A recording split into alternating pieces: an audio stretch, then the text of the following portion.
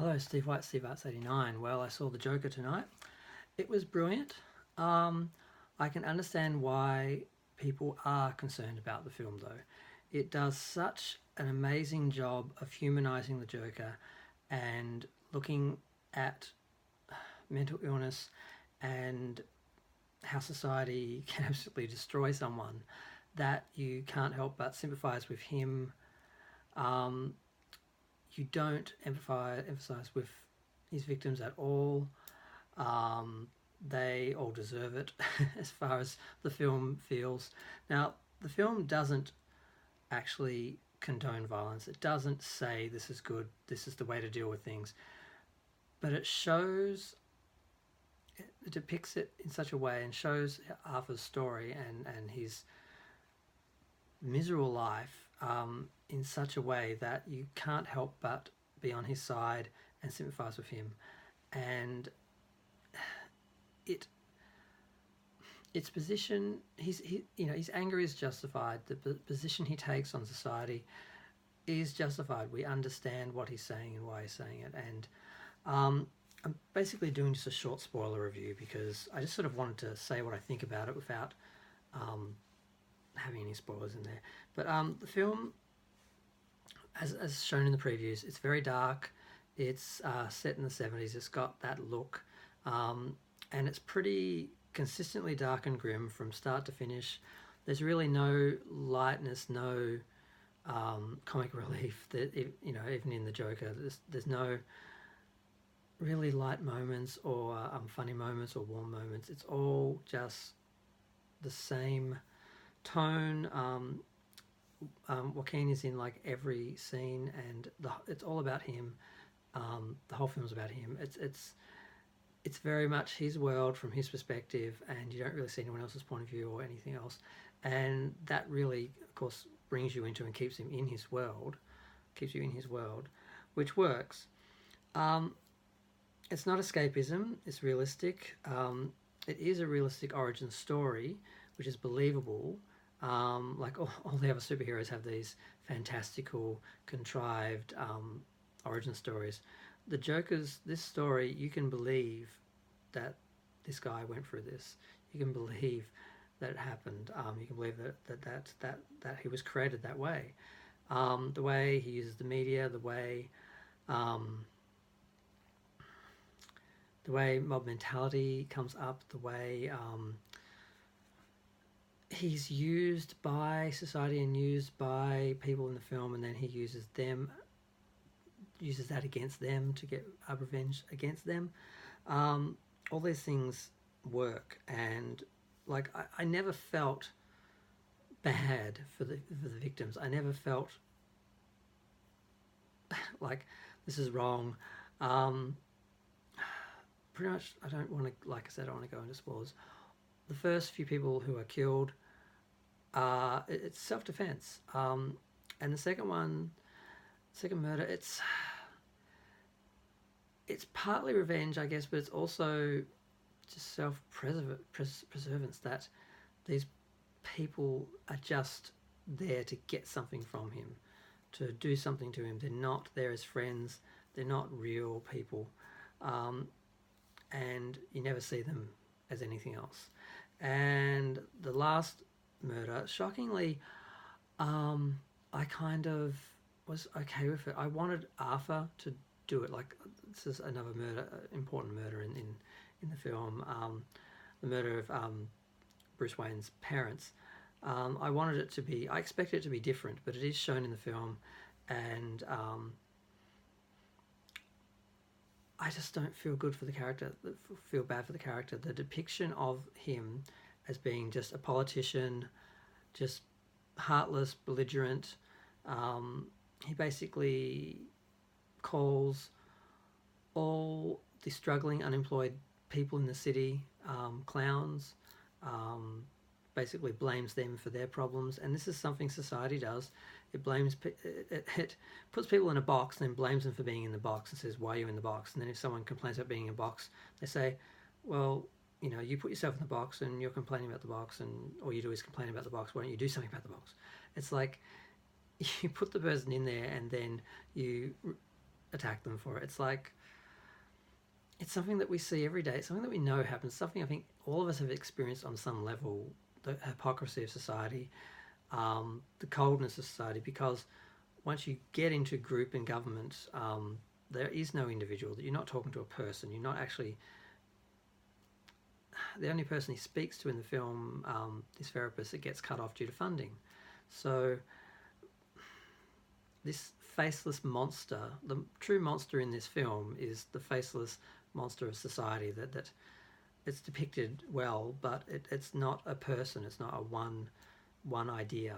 It's something that happens to someone. It takes someone in and just chews them up and spits them out basically.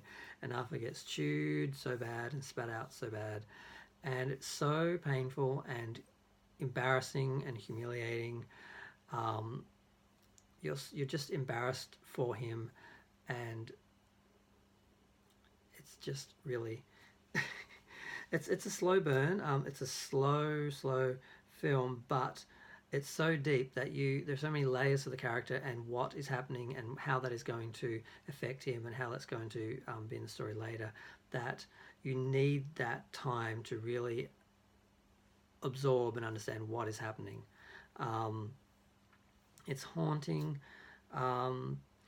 His physicality in the film, his body is distorted. Now, I noticed years ago that Joaquin Phoenix had some very interesting shoulder blades and shoulders. They kind of hunch in, and he plays that up and uses that as much as he can to look. He lost weight, and his physicality is just skeletal and distorted, but yet there's a grace to his movement. There's parts where he dances and where he just moves and he's just in like a little dream world and dancing, and it's graceful. It's almost like ballet movements and or yoga or something.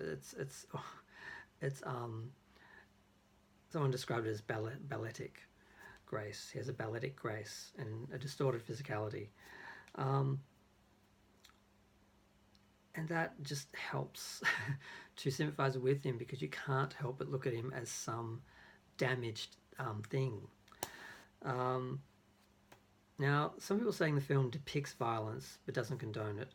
And for the most part, I agree with that. But because you are so engaged in and connected to Arthur, and you're so seeing everything through his perspective, you can't sort of see that violence really objectively. It's not... So they're right that the film doesn't condone it, but it just... I mean, I almost felt inspired by him, because he found a way to bite back. Each time society bit at him and took a piece out of him, he found a way to twist around and bite back. And he does eventually strike out, and he becomes a hero. He becomes an icon, a symbol for the downtrodden, the beaten, the poor, the worthless, the disposed, and he deserves it, because he isn't like Donald Trump just pretending to be one of the masses to get them to follow him. He actually is probably the saddest example of that, and it's painful to watch, and it's still very real, and it's very affecting. Like, I walked out of the film, I couldn't stop myself from smiling, because I was kind of proud of him, and I'm glad that he didn't die at the end. He didn't have to be punished. He actually came out of it being a hero, and that is what disturbs people, I think, is what has got people thinking that someone is going to do a copycat crime, because they're going to want that glory. Someone is out there is going to believe that if they do or be like him, that they are going to get revenge and get rewarded and be standing on the car at the end with the people cheering and all that. So I can understand why some people are worried that this could motivate someone. I mean, I'm not a violent person. I'm a pacifist. I don't believe in any sort of violence. But after that film, I would have loved to have just gone out with a gun and shoot a bunch of rich assholes, because they are what controls and creates society, which is the monster of the film, and they are evil. And in our real world, they exist. There are people with money and power who just laugh at the little people and exploit them and tread on them and think it's never going to come back to them. And the best part in the film is when he basically says a joke, and I'm not going to quote it right, but he says, what do you get when you neglect and abuse the mentally ill? You get what you deserve. And I think everyone in the film gets what they deserve. And that's pretty harsh, but that's how the film made me feel. And I think that is the problem with the film, that it does make you feel for the character. And yeah, I think that's the danger, that it really does humanize him fully. And now I have some issues with society. Like, I don't like the way, I'm a gay man, I feel like I've basically been disposed on some levels. And I mean, I'm an artist, I'm a creative person, I'm intelligent, I've got a lot of things happening here and there, but I know what society thinks of me and how I'm seen, and it'd be so easy to just give in to that and just be bitter and twisted and turn around and bite back. I'm not going to do that, but I can see why anyone in that sort of situation would, where you feel like you're in a box, you've been judged, you've been put in there, or you've been put in there by mental illness or something you can't control. Like, that's Arthur's problem, that he's mentally ill. He doesn't see the world the way others see it, and he's not able to really connect with people. But he can't help that, and we understand. It's not that he's arrogant or wanting to hurt people or self-indulgent or anything. He just is mentally ill. He was abused and has brain damage, and that's why he's like he is. And he just gets trodden on for that. And if you feel like you've been trodden on in society, by society in life, you could quite easily feel justified in turning around and biting back. And I get why a lot of people do that. It doesn't make it right, it doesn't make anything any better, it just puts you in a worse situation, because now you've made other people's lives bad as well, and you made your life worse, and it doesn't help anything unless you manage to become someone like Arthur. And that's not something that happens very often in life. Most of the time people try and get revenge, they just make a mess out of their lives. They don't get rewarded. And he does appear at the end to get rewarded, but is it true? Does it actually happen? Because there are moments where there's delusion and things happen that aren't real, and you look at the end of the film and you wonder, is it real? Is it a delusion? Or is that reality just so distorted, and the reality that we live in so distorted, that it actually is the truth and the real story? So it's very interesting. I'd like to really hear details about the creation of the film, the writing of the film.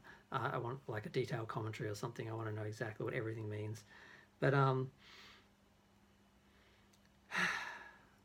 just going to leave it there. So I think it's brilliant. It's amazing. But it's also very scary, because it really shows you into the mind of madness. And it'd be very easy, I think, for some people who are in that world, in that place, to sort of find inspiration in Arthur and follow sort of in his footsteps. I do think there is a danger in the film. I don't think that's totally overrated and exaggerated, but again, it's more the fault of society and the failing of the mental illness institutions that are supposed to take care of the mentally ill. That's the problem. That's what we need to focus on, helping people, fixing them before they get to a state where they turn back on society, instead of discarding them, because you create a monster when you do that, because you just it's so hard to encapsulate all of that in just a little review or something. But yeah, it's a dangerous film because it's true, and when you watch it you feel it. But yeah, we just need to help people out with mental illness and take care of people, so people don't end up being Arthur, because we don't really want any Arthurs. Not really. I'm going to leave it there. Thanks, bye.